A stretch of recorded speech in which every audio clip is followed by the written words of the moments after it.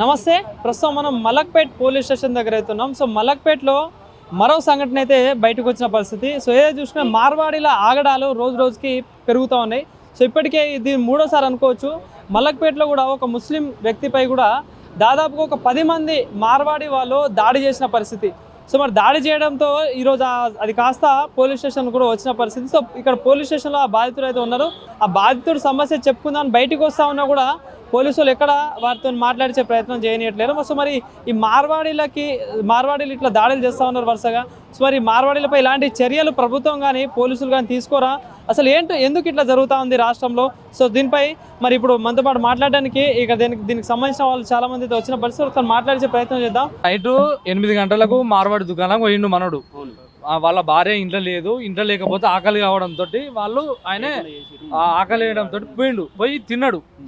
తింటే అది స్మెల్ వస్తుంది అని ఆయన చెప్పిండు. ఇప్పుడు ఎవరికైనా అది స్మెల్ వస్తుంది, అది మంచిగా లేదు, ఇది లంగదంద అది ఇది అని చెప్పేసి అనే హక్కు ఎవరికైనా ఉన్నది. మంచిగా లేదని చెప్పిండు.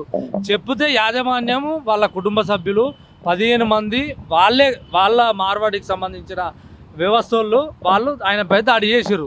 8 గంటలకు 8:30కి తెలంగాణ శామన్నకు నాకు ఫోన్ చేస్తే మేము కూకట్పల్లి నుంచి ఇక్కడికి వచ్చి ఎఫ్ఐఆర్ చేయరా బాబు, మనం దాడి చేసుడు దాడి వాళ్ళు మన మీద చేస్తే దాడికి ప్రతి దాడి కరెక్ట్ కాదు, ఎఫ్ఐఆర్ చేయాలి, మీరు పోలీస్ స్టేషన్ పోయి ఎఫ్ఐఆర్ కట్టి అని చెప్తే మేము వచ్చే అంతలోనే పాపం ఆయనకు ఏం దోస్తలేదు, ఒక్కడే ఉన్నాడు.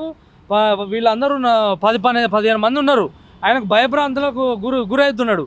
నేనే వచ్చి ఎఫ్ఐఆర్ రాసి ఆయన హాస్పిటల్ తీసుకుపోయి తెలంగాణ శామన్న నేను ఆయన దగ్గర డబ్బులు కూడా లేవు, ఒక 10 రూపాయలు కూడా లేవు. అంటే ఉన్న 20-30 రూపాయలు ఆయనకి ఇచ్చి సమోసాలు కొని తిన్నాడు. ఆయన దగ్గర ఒక్క రూపాయి కూడా లేదు. నేనే మళ్ళా ఇక్కడ ఒక హాస్పిటల్లో చెక్ చేయించి మందులు కొనిచ్చి శామన్న నేను మందులు కొనిచ్చిన తర్వాత ఆయనను ఒక చపాతీలు కొనిపించి ఇంటికి నైట్ దించినాం.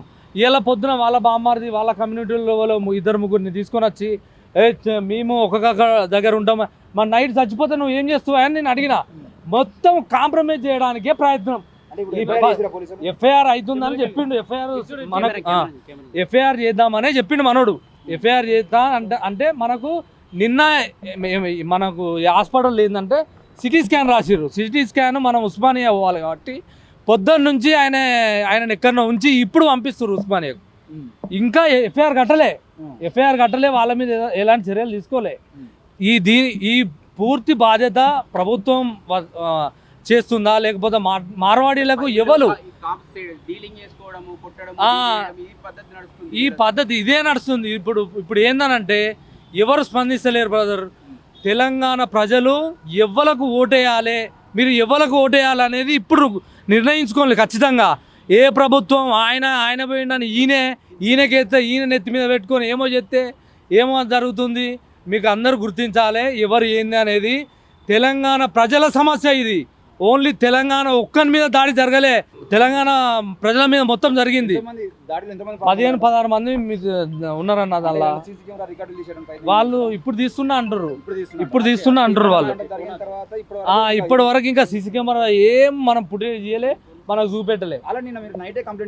నైట్ కంప్లైంట్ ఇస్తే వాళ్ళు మళ్ళా ఈయనను మనం లేం కదా, వాళ్ళతోటి వేరే కంప్లైంట్ రాయించుకున్నారు.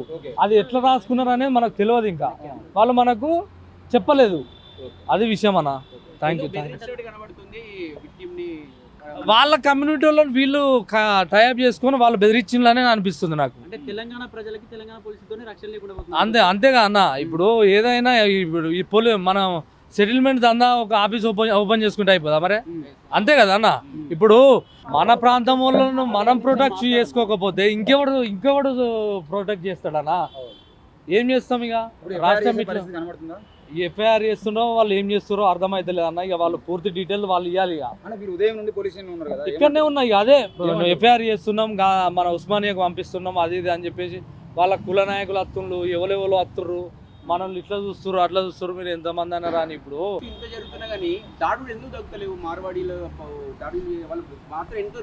వాళ్ళ మీద రైడ్ చేసిన లెవెల్ అన్న, గట్టిగా నిలబడేట లెవెల్ మొత్తం వత్తాసు పలుకుతాను వాళ్ళే. మొత్తం ఒక్క పార్టీ అయినా దాని మీద క్వశ్చన్ చేస్తుందా?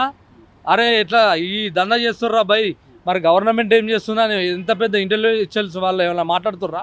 మీడియా ముందు భయభ్రాంతులకు గురి చేస్తారు వాళ్ళు. అట్లా అయితే అది సమాజం అట్లుంది. ఇప్పుడు మన ప్రజలను మనమే కాపాడుకోలేకపోతున్నాం. ఏం చేస్తాం ఇక? అది పూర్తి బాధ్యత తెలంగాణ ప్రభుత్వం తీసుకోవాలి. Ramesh Siripelli, VCK party. నేను గో బ్యాక్ మార్వాడి ఉద్యమంలో మనం కుత్బుల్లాపూర్ ఇన్ఛార్జ్గా చేస్తున్నాను. సామానతో